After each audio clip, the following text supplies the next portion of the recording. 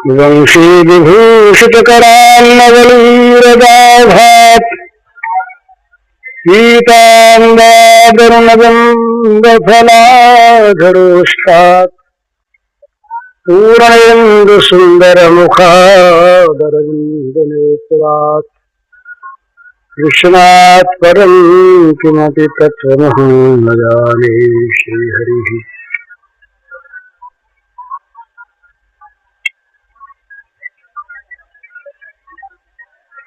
दो तीन विषयों पर कहने के लिए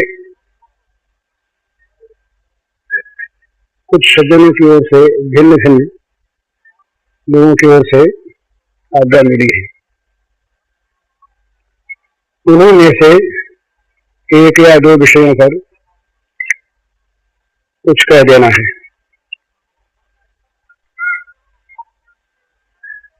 किसी ने पूछा, अपने नियमों में एक चीज है कि दूसरे के हक का पैसा जानबूझकर नहीं लेना। इस पर एक सज्जन ने पूछा है कि ये क्या बात है, दूसरे का हक क्या है।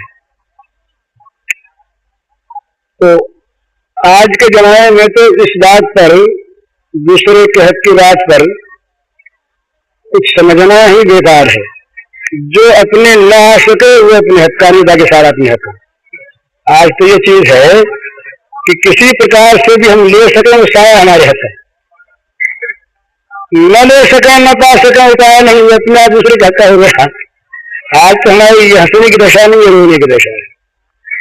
एक ऐसी कथा आती है, एक कोई राजा रहे सत्संगी अच्छे पुरुष। एक दिन बात किसी संत से हो रही थी, भाई हक क्या चीज है, हमें कहीं हक की रोटी मिल जाए भाई पवित्र।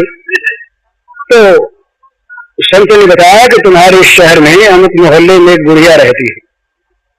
वो बुढ़िया है तो बड़ी गरीब, पर वो बुढ़िया अपने हक का खाती है, उसकी रोटी हक की होती है, तुम वहां जाओ। राजा बड़े दिलग्राही थे, उत्सुकता थी जानने की, हक समझने की। तो पहुंचे बुढ़िया के पास। बुढ़िया से बोले, भैया मैंने सुना है कि तुम हक का खाती हो और तुम्हारे यहाँ हक की रोटी मिल सकती है, तो मैं उसे मांगने आया हूं, अगर दे दो हक की रोटी पवित्र हो जाऊंगा। तो बुढ़िया ने कहा, बेटा एक रोटी मेरे पास है जरूर, पर वो आधी हक की है आधी बेहक की, पूरी हक की आज नहीं है। कहा, ये पूरी हक की और आधी हक की का क्या अर्थ? तो बुढ़िया कहती है कि मैं सूत काट कर उसे बेचती हूँ, जितने मजदूरी के पैसे मिलते हैं उनसे मैं अपना काम चलाती हूँ। मैं समझती हूँ मेरे हक का है। मेहनत करके किसी दूसरे पर किसी प्रकार का कोई बोझ न डालकर मेहनत का पैसा मैं कमा कर खाती हूँ, काम चलता है। एक दिन एक जुलूस जा रहा था, शाम हो गई थी, मुझे दिया जला लेना चाहिए था। उधर से जुलूस निकला, उसमें मशालें थी, तो मशालों की रोशनी यहाँ पड़ रही थी, तो मैं दिया जलाया नहीं, उस रोशनी में मैंने सूत काट लिया। जितना सूत मैंने उस रोशनी में काटा उतना मेरे हक का नहीं, ये बेहक है। तो राजा के समझ में आया कि हक की चीज। हमारे यहाँ तो ऐसी बहुत चीज। महाभारत की एक कथा है, हमारे दो बड़े भारी महर्षि हुए स्मृतिकार, बड़े कट्टर, इतने कट्टर जो जिन लोगों ने समय पर न पहुंचने के लिए दंड रखा था, हंसध्वज के यहाँ तेल के कड़ाहे में डाल दिया जाए मस्ती से करना आवे। तो जैमिनी में सुनील की कथा है, सुधनवा को डाला गया था उसमें। तो इतने बड़े कट्टर थे, शंख और लिखित दोनों में बंटवारा हो गया। जरा सुनिएगा ध्यान से, आज का युग और उस जमाने की चीज। शंख और लिखित दोनों भाइयों का धन का, मकान का, जमीन का था ही क्या, जो कुछ था बंटवारा हो गया। दोनों भाइयों में बहुत बड़ा प्रेम, एक दूसरे के लिए प्राण देने को प्रस्तुत। बंटवारा हो गया तो क्या हुआ, भाई है। एक दिन छोटे भाई ने बड़े भाई के बगीचे में से एक पेड़ से एक फल तोड़ लिया, खा लिया। जब बड़े भाई आए तो उनके पास जाके कह दिया कि मैंने आज आपके बगीचे में से एक फल तोड़ के खाया। बड़े प्रसन्न हुए, भाई ने खाया और क्या चाहिए, लेकिन वो तो भाई को चाहते हैं धर्म में अत्यंत प्रतिष्ठित जीवन वाला भाई।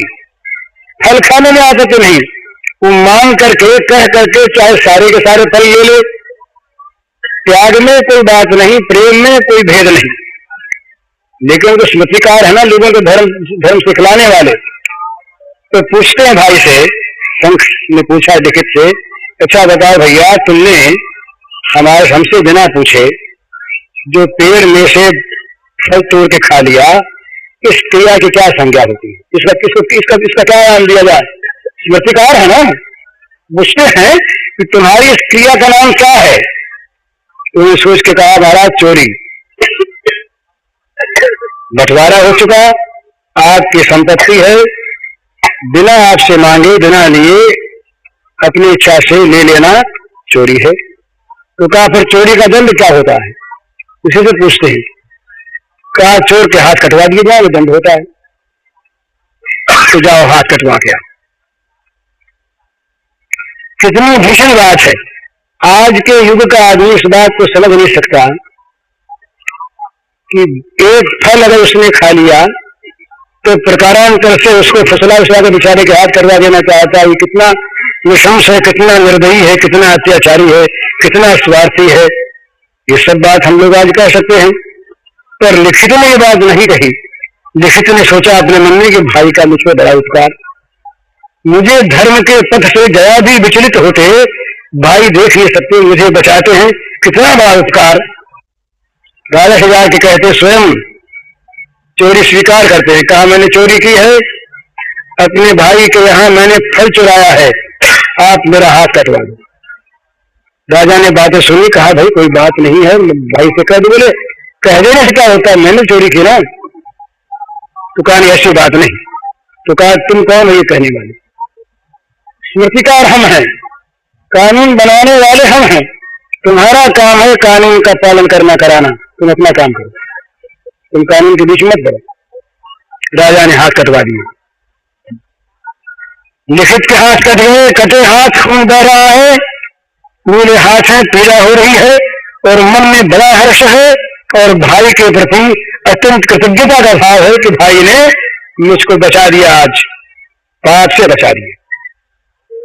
वापिस आ गया भाई, बड़े प्रसन्न, मन में बड़ा दुख हाथ कट गया उसका, अपने हाथ कटे हैं, लिखित के हाथ कटे, शंख के हाथ कटे हैं, बड़ी पीड़ा उनके मन में भाई के है, पर बड़ा संतोष है कि मेरा भाई कितना ये धार्मिक है कि मेरे कहने से इसने अपनी भूल मान ली, भूल इसके सामने आ गई और दंड ले लिए। प्रातःकाल हुआ, श्राद्ध था पिताजी का। लिखित ने कहा, शंख ने कहा जाओ भैया तर्पण करके आओ। भाई की आज्ञा जानते हाथ तो नहीं है, तर्पण कैसे हो, अंजलि दी कैसे जाएगी? गए नदी पर गए, जो ही नदी में हाथ डाले, हाथ जो कहते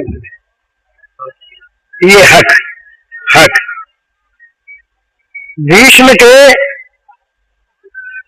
बुद्धि में भ्रम हो गया। कैसे हो गया? एक कथा एक जगह आती है कि महाराज भीष्म पितामह सरसैया पर पड़े हुए धर्मोपदेश कर रहे थे, बड़ी सुंदर सुंदर बातें कह रहे थे। आर्त को किस प्रकार बचाया जाए, कैसे रक्षा की जाए, ये था प्रसंग। द्रौपदी को हंसी आ, द्रौपदी को हंसते देखकर भीष्म ने देख लिया। भीष्म ने कहा बेटी हंसी क्यों? द्रौपदी सकुचा गई, बताना नहीं चाहती, नहीं दादाजी ऐसे ही। तो नहीं भाई, कुल वधुएं जो होती हैं वो बेकार नहीं हंसा करती। ये कुल वधुओं का लक्षण होता है कि वो बिना काम हंसती नहीं। तुम्हारी हंसी में कोई रहस्य बताओ। कहा दादाजी बात तो है पर संकोच होता बनी, बेटी ने संकोच बताओ। तो मुझे इस बात पर हंसी आ गई आपके उपदेश पर कि आज आप इतना भारी उपदेश कर रहे हैं तो जिस समय मेरी साड़ी खींची जा रही थी और मैं रो रही थी, दादाजी मुझे बचाओ, दादाजी बचाओ, उस समय ये ज्ञान कहाँ गया था? मैं समझती हूँ कि आपने पीछे सीखा, मुझे आपके इस ज्ञान को देखकर किया। भीष्म की आंखों में आंसू आ गए। भीष्म ने कहा, बेटी तुम सच कहती हो, उस समय मुझे ये ज्ञान नहीं था, पर मैंने पीछे सीखा, उसे बात नहीं है। जानता पहले था, पर दुर्योधन का अन्न खा रहा था, वो अन्न बेहद का अन्न था, अन्यायोपार्जित था। पांडवों के स्वत्व को छीन कर उसने अपना आधिपत्य किया था, वो बेहद का अन्न था, उसने मेरी बुद्धि बिगाड़ दी थी। अब वो इस रण में उसका बना हुआ सारा खून निकल गया, बह गया, अंतःकरण पवित्र हो गया, ज्ञान फिर जाग उठा। अब मैं तुमसे कहता, ये हक की बात, किसी का भी किसी प्रकार से भी अपने पास हक आ जाए तो ये मानते थे पहले जमाने के लोग कि ये घर में विष आ गया। ये आज तो हम अपने को उन्नत मानते हैं, और यही दुर्दशा इसलिए है हमारी कि बुद्धि हमारी तमसाच्छन्न हो गई है। सर्वार्थान विपरीतांश्च बुद्धि सा पार्थ तामसी, भगवान ने कहा कि उल्टी बुद्धि होती है, तमसाच्छन्न बुद्धि होती है, तब सब कुछ उल्टा दिख रहा है। तो आज हम गिर तो रहे हैं, हमारा नैतिक पतन हो रहा है, पर आज का समाज, आज का नेता, आज का अग्रगण्य पुरुष कहता है कि हम उन्नत हो रहे हैं, हमारी उन्नति हो रही है, उत्थान हो रहा है। ये तो हक वाले की बात, तो जहां तक बने जानबूझकर दूसरे के हक का कोई पदार्थ भी नहीं लेना चाहिए, ये उनके प्रश्न का उत्तर है। दूसरी बात, वो जरा और ढंग की बात, बिल्कुल इससे विपरीत है। कल या परसों मैंने कहा था कि भाई विशुद्ध प्रेम के राज्य में सुख भोग, अपना सुख भोग भी प्रेमास्पद के सुख के लिए होगा। इसी पर आज एक सज्जन ने मुझको लेकर दिया कि ये बात ठीक समझ में नहीं आई, फिर से बताओ।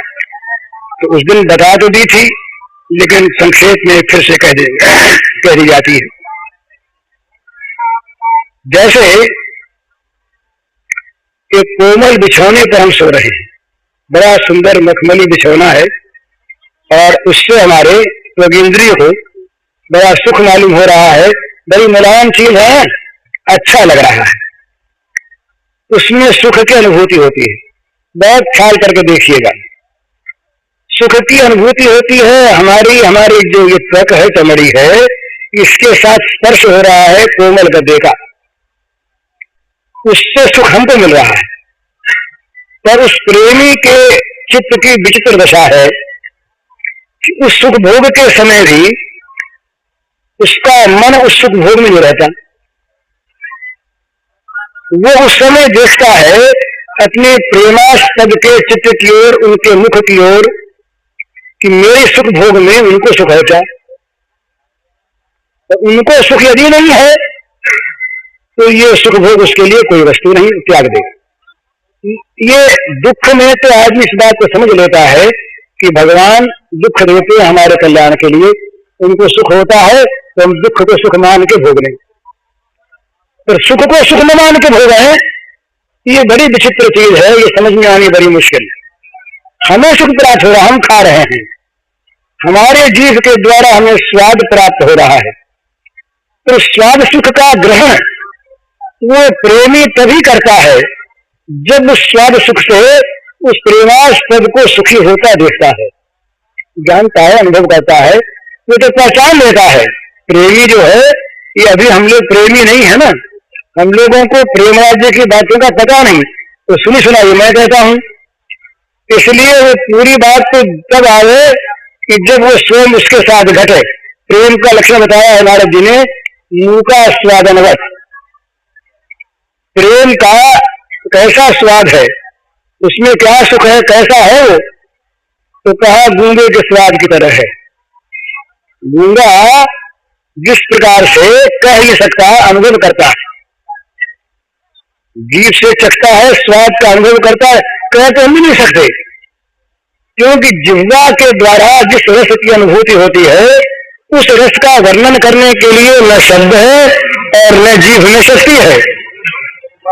मिश्री खाते हैं, गुलकंद खाते हैं, चीनी खाते हैं, शहद चखते हैं, अब इनमें सब में मिठास है। कहेंगे भाई बड़ा मीठा था, उसको ये अच्छा, हमें तो ये अच्छा लगा, पर कोई वाणी बता सकती है क्या कि शहद का मीठा कैसा और चीनी का मीठा कैसा और मिश्री का कैसा, गुलकंद का कैसा, आम का कैसा मीठा?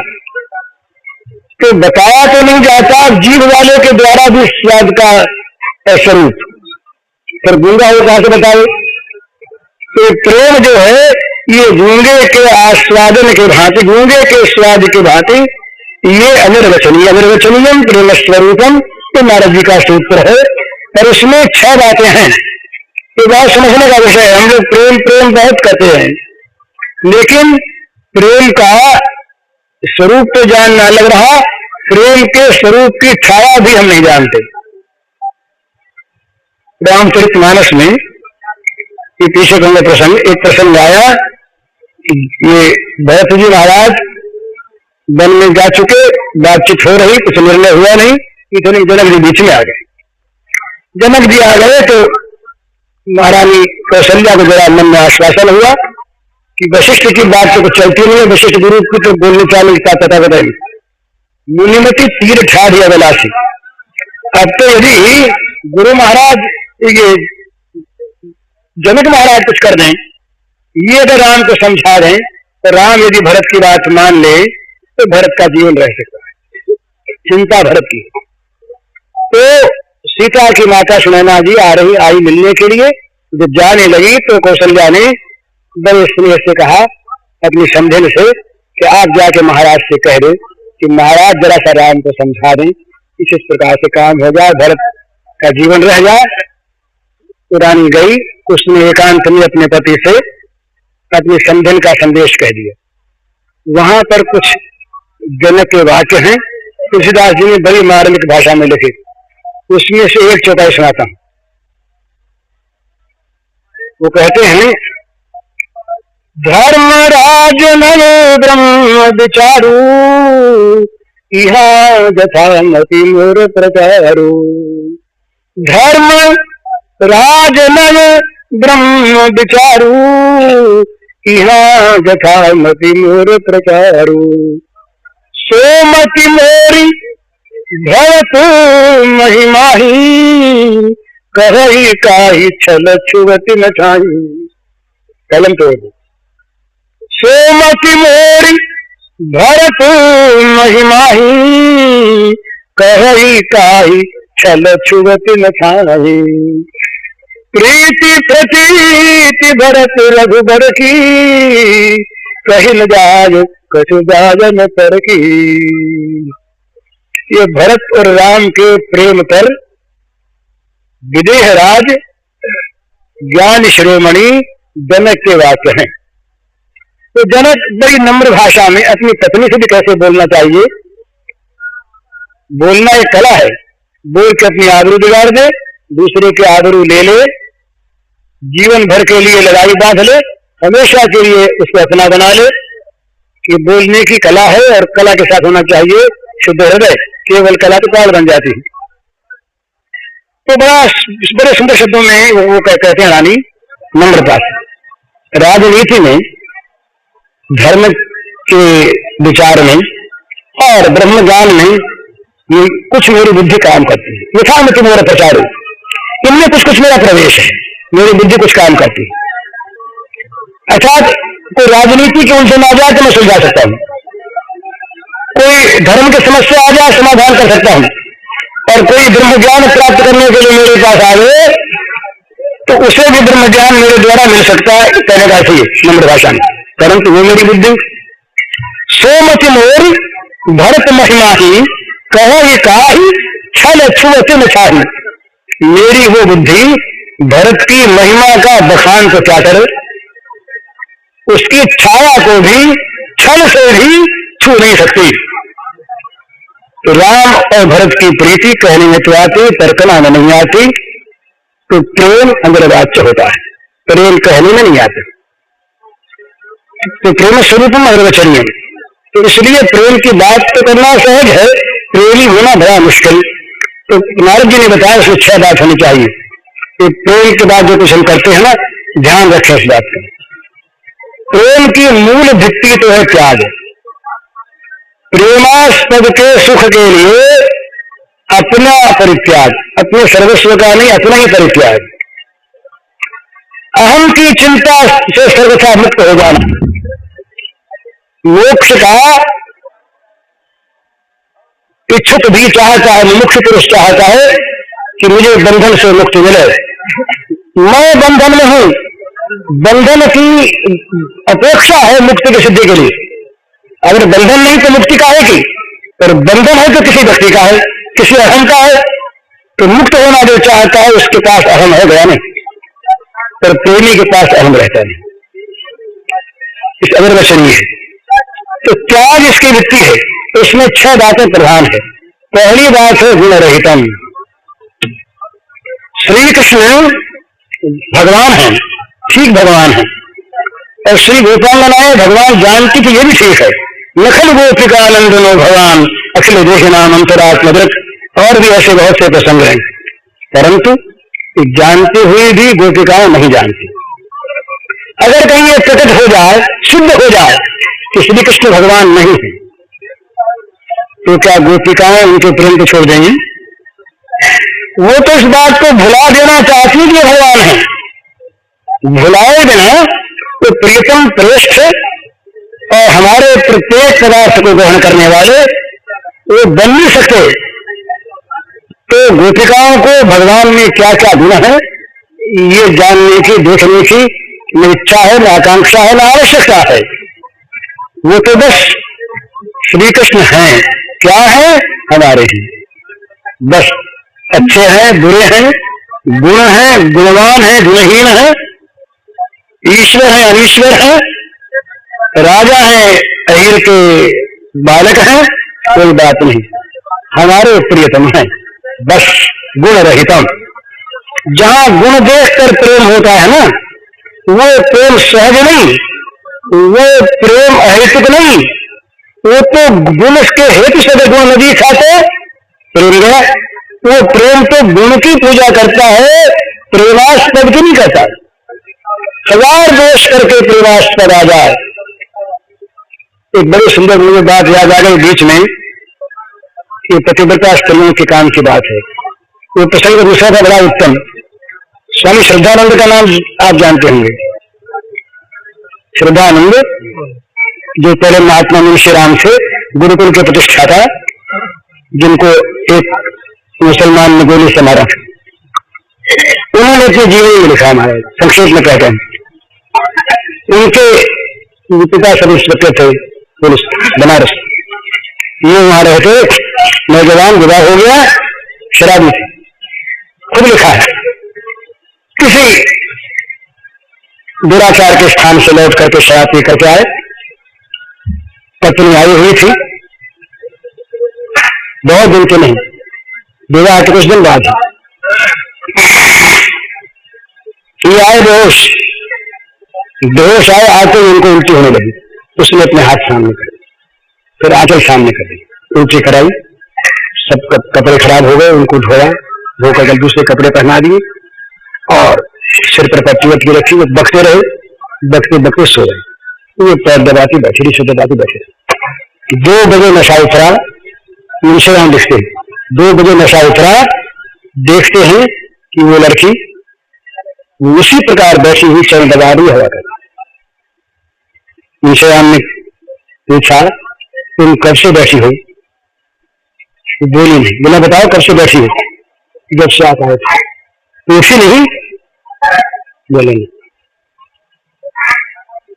तुम्हें मेरे मुंह में गंध नहीं आई? तो कहा आ रही थी। तो कहा मैं बड़ा दुराचारी हूं। तो कहते मेरे सामने ये बात मत कहो।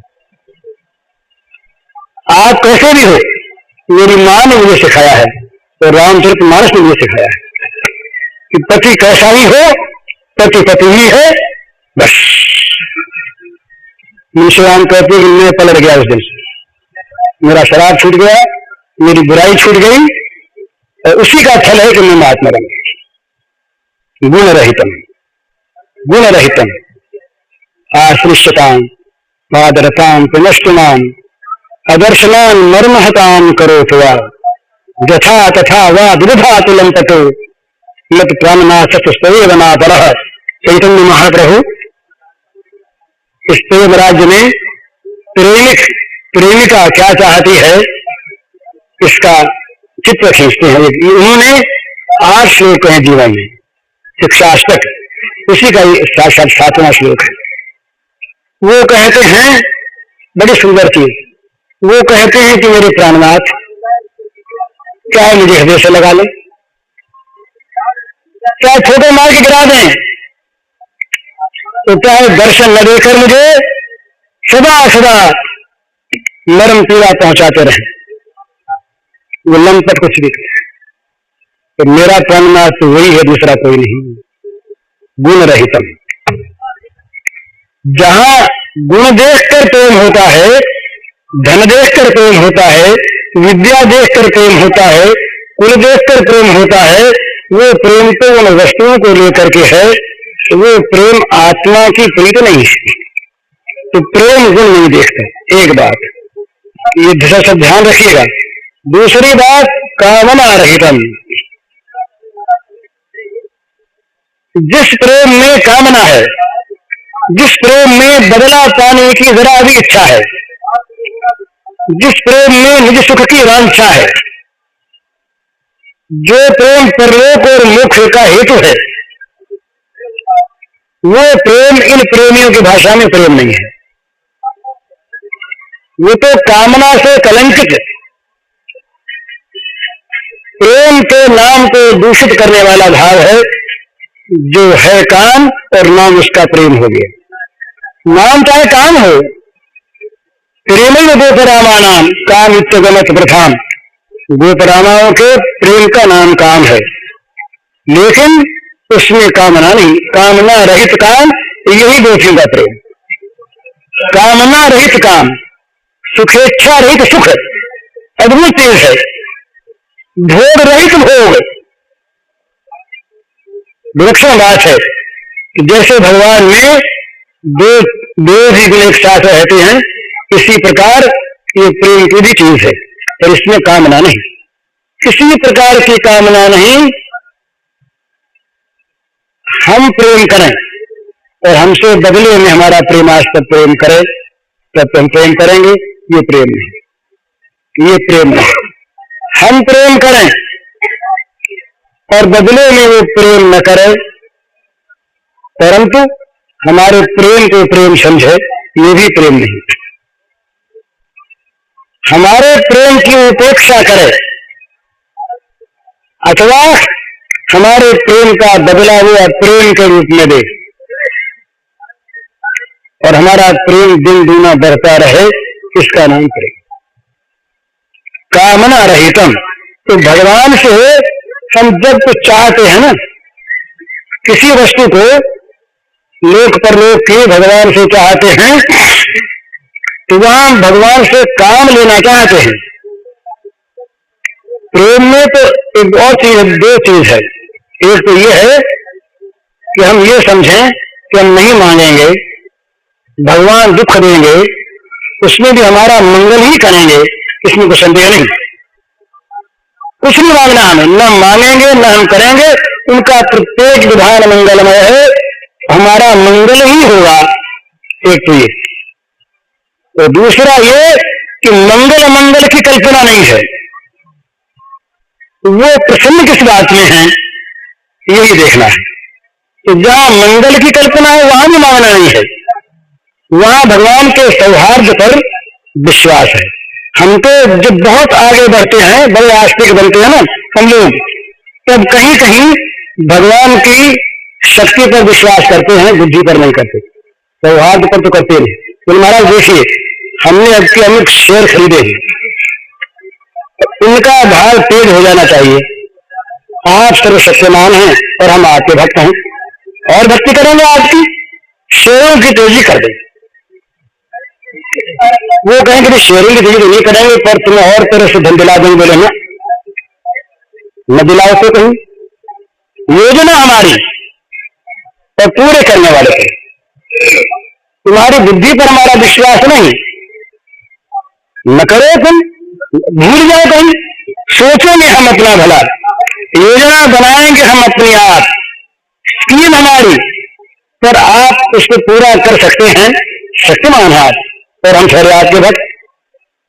तो हमारी भक्ति के बदले में माने हम तुमको नौकरी होते हैं कि नहीं है? इतने मजबूत लंबे चौड़े आदमी काम करने वाले, मजदूरी लिए जाओ, हम बताएं ऐसे काम किए जाओ, हमारी तो ये भक्ति है। इसके बाद वो भक्ति आती है जहां भगवान की बुद्धि पर विश्वास होता है, भगवान जो करा सो मंगल करा, हम उन पर छोड़ देते हैं।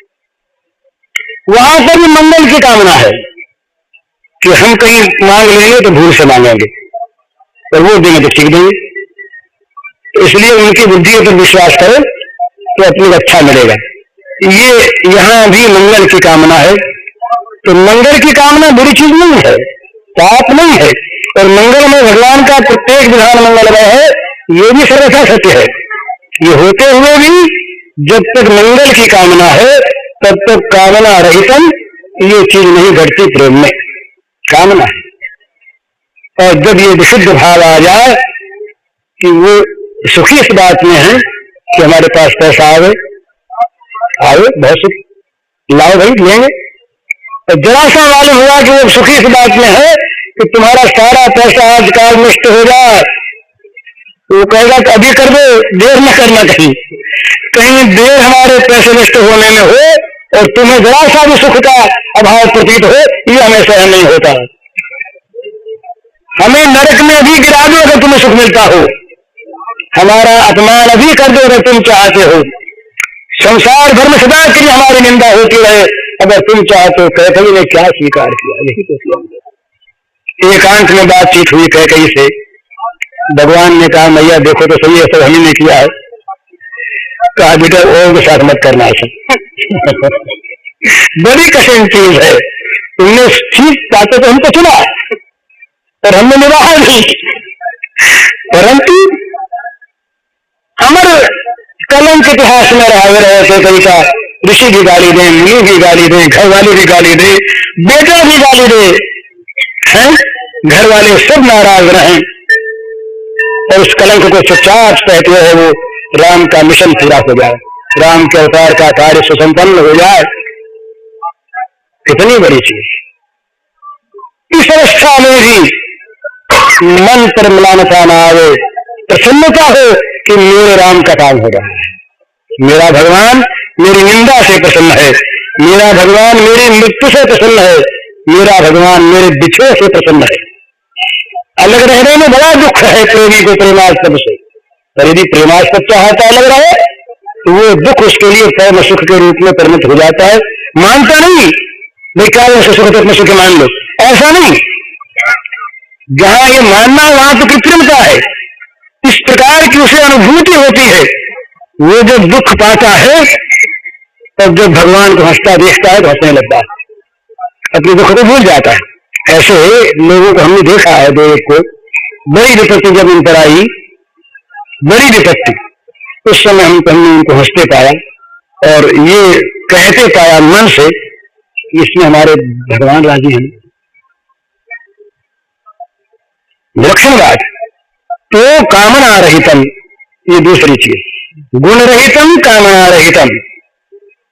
हम तो जरा सी बात में नाराज हो जाए भगवान पर, लड़के का सिर दुखने लगे अगला अच्छा हो, और भगवान की माला हमने फेर ली हो, भगवान का काम था ना, हमने माला फेरी, वो अच्छा नहीं किया सिर उसका, और नहीं किया तो भगवान कैसे।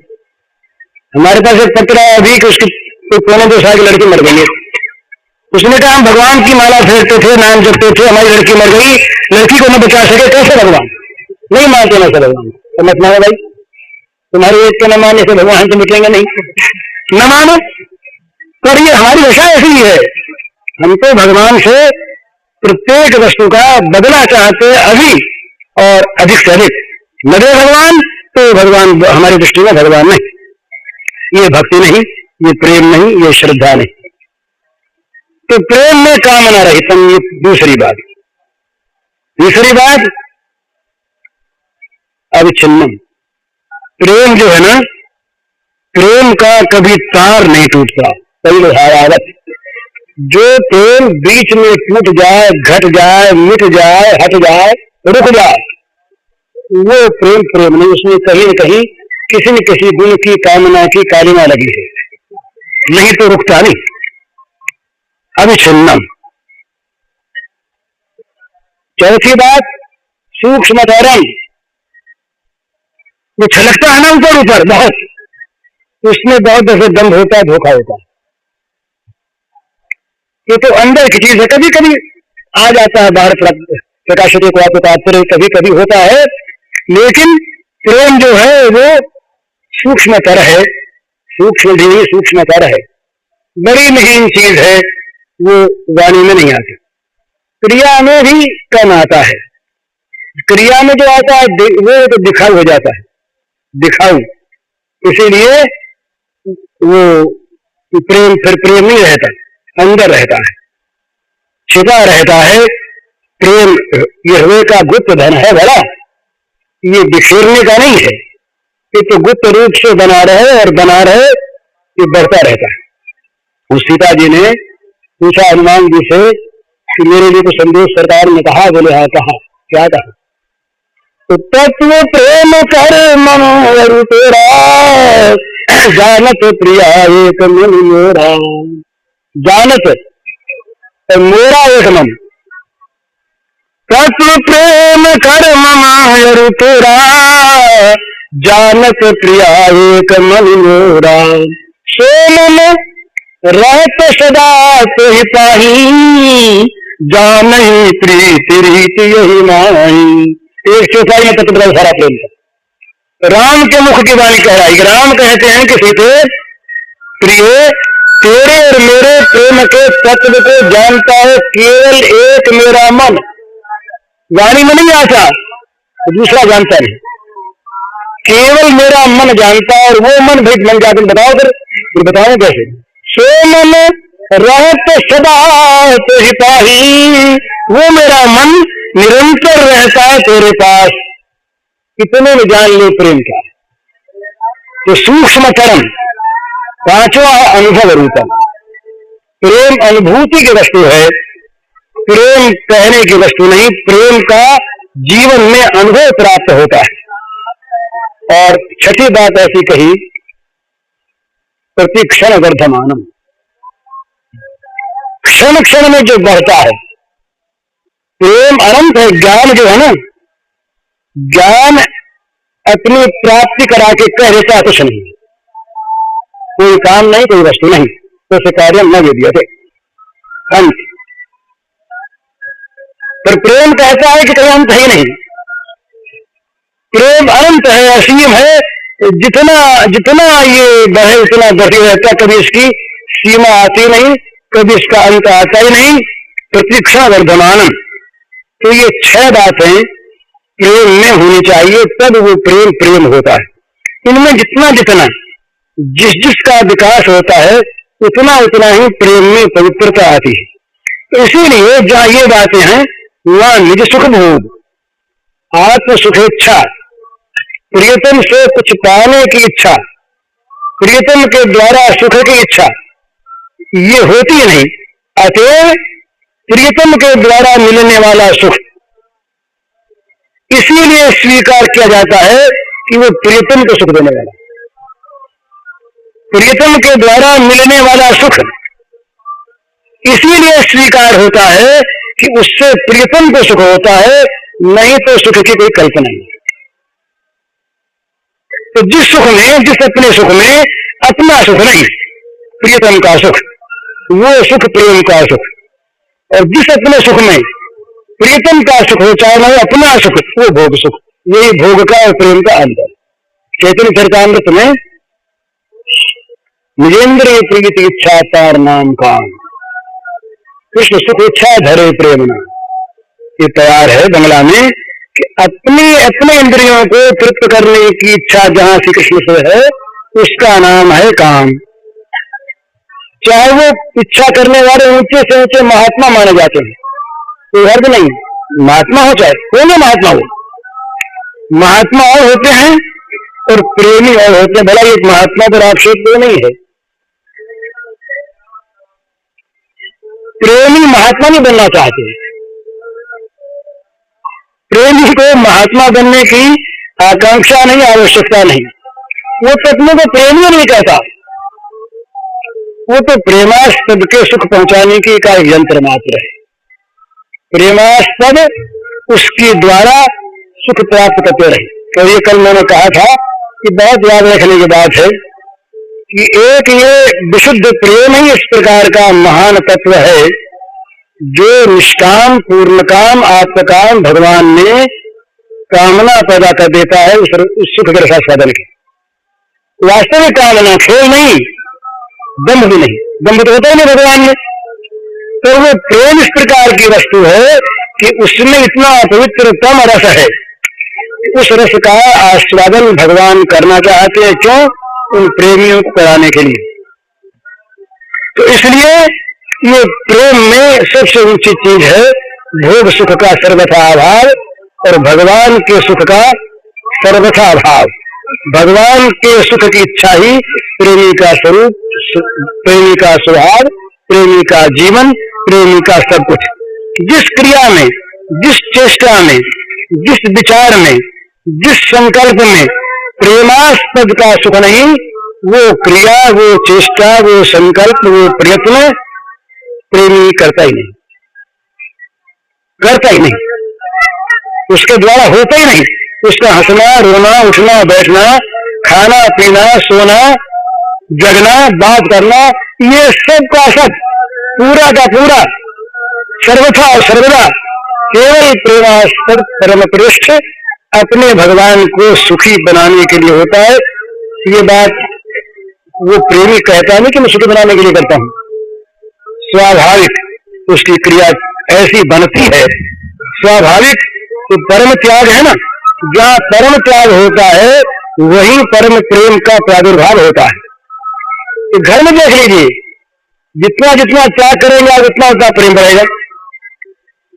करके देख लीजिए, घर में चीजें बटने वाली हो और बंटवारे में अपने स्त्री में कमरे से सुझा दीजिए, प्रेम हो जाएगा।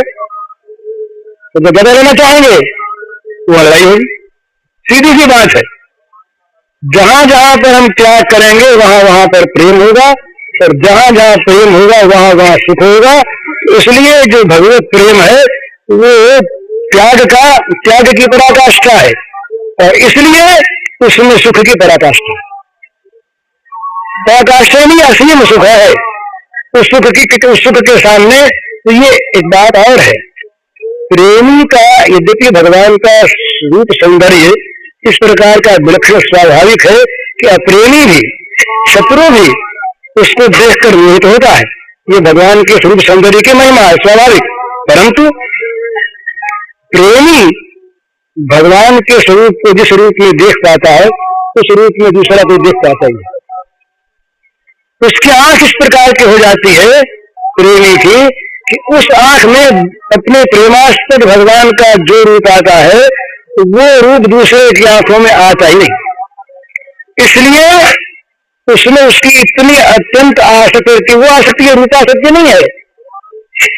यहाँ के इस भौतिक रूप को देखकर जो चित्त में आकर्षण होता है ये तो कहीं कहीं नरकों में ले जाता है, पर वो जो भगवान के शुद्ध सौंदर्य को देखकर प्रेमी के मन में होने वाला जो आकर्षण है, जो सुख है, वो सुख तो वृक्ष है ही, तो वो इतना पवित्र है, इतना वो पावन है, इतना वो दिव्य है कि उसमें कहीं भोग की तो किसी प्रकार की कल्पना नहीं। 3 प्रकार से इंद्रियों से काम होता है।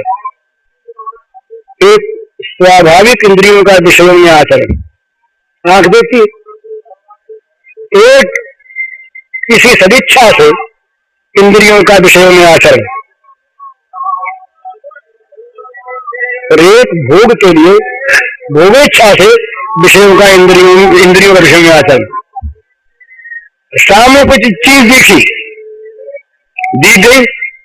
दिख गई एक आदमी जा रहा है, लग रहा है, लूला है, भूखा, रो रहा है, आंख से दिख गया, उससे कोई क्रिया नहीं।